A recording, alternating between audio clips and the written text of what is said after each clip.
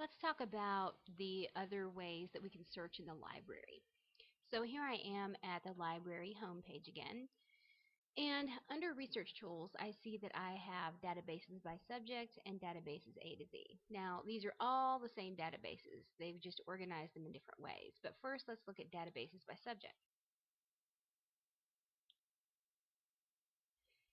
If you know what subject area your topic falls into, then you might want to search databases by subject.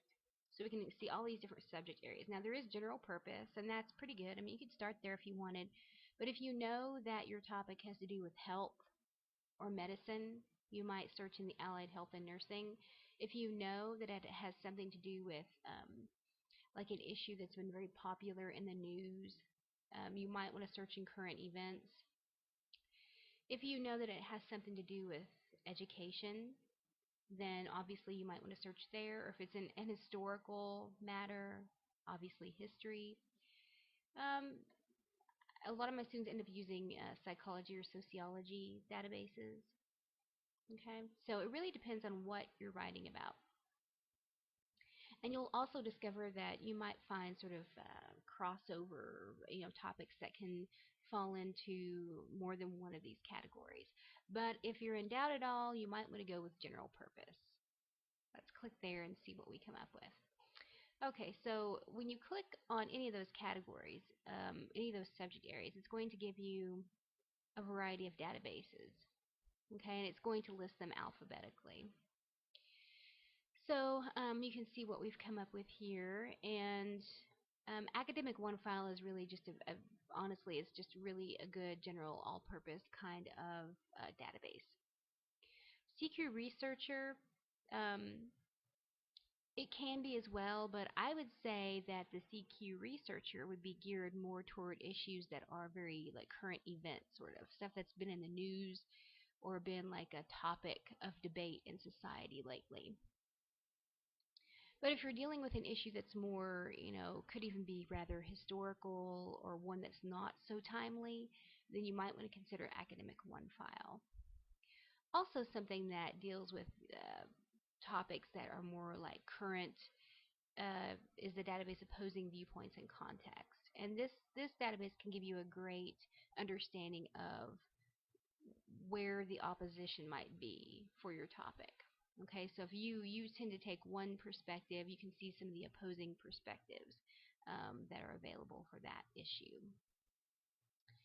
Okay, of course, this is an ebook. eBrary is an ebook database, as is EBSCOpe ebooks. General One File is a good all-around database, and then JSTOR, it's pretty good too. I would say that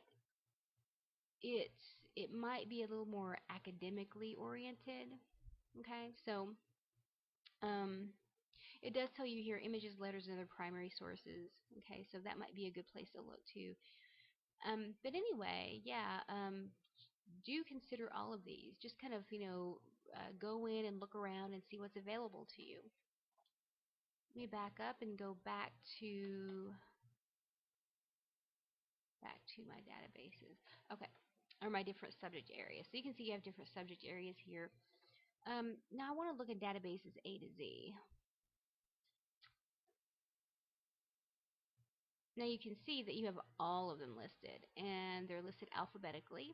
Okay, so you'll see a lot of the ones that we've already kind of mentioned in here. Places where you can find newspaper articles, InfoTrack Newsstand, and then National Newspaper Index. It's a pretty good one. I have also happened upon news articles while I wasn't even looking in newspaper databases. So you might, like that one source I discovered, remember in my research card, I was talking about the guy who had been arrested for being involved in a sex trafficking ring. That was like a news service. That was a news service. So that was a news article.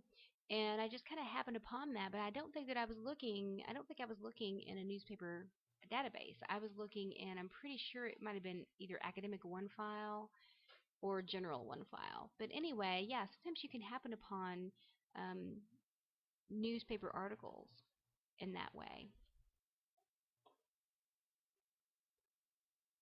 Let's try one of these. So academic one file, just to go there because it's the first one listed.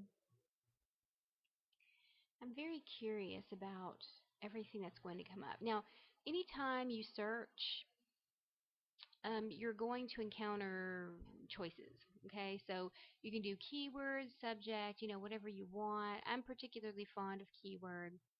You also have the option of choosing documents with full text or peer-reviewed publications, which means that um, other people in that field have looked at that source and they've said, yeah, this is okay. We approve this. Or if you want documents with images, which people don't really, when they're doing a research paper of this nature, they don't really tend to use, but I tend to always click documents with full text because I want the entire article. I don't want just an abstract. So let me go ahead and type something in here.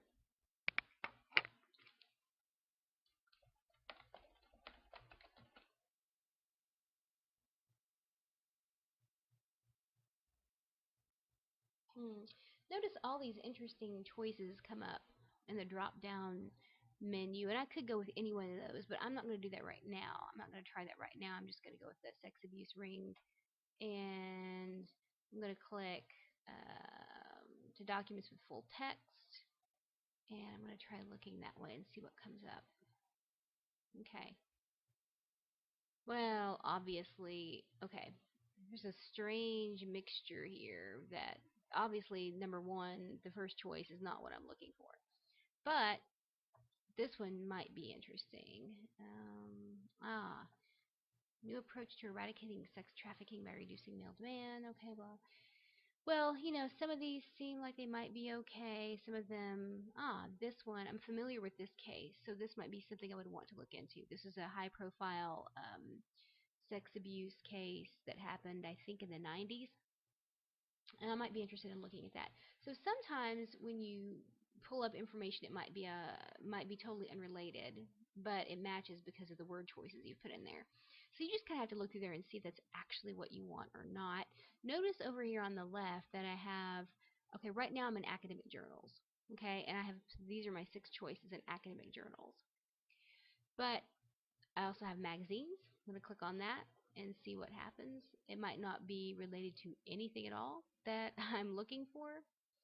But then again, I might find a couple of good possibilities. Maybe checking up on sex abuse memories. Um, there seems to be a few different options about some sex abuse cases that happened. This one might be interesting. I don't know. It might be a book review. I can't tell. I might have to go in and look at that a little more closely.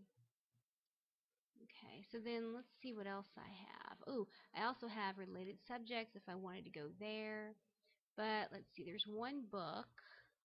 Okay, I don't think that's what I want. Let me click on news. I have several different news options. I might look at that one. Fear of hospital sex abuse ring. These news options seem to be more promising. So I might consider looking at those. All right. So anyway, you can also go back and search by subject, but I want to draw your attention to this option up here, subject guide search.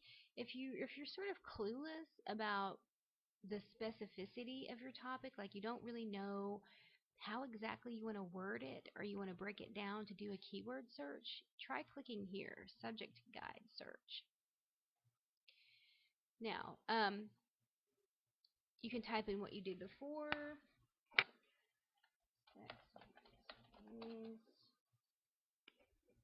Okay. Documents with full text. Click there. Oh, darn it. Okay, so this is what you're going to encounter. This will happen to you. So let me try opening up some of these other topics that it's giving me. Child sexual abuse. Let's see if there's any other topic that fits more specifically with what I'm... Okay, I think that's my best option. Child sexual abuse. Let me click there. Okay. What's fantastic about this subject guide search is that it will give you all these different subdivisions. Okay? So all these different subdivisions, and you want to investigate that. I will talk about that in the next video.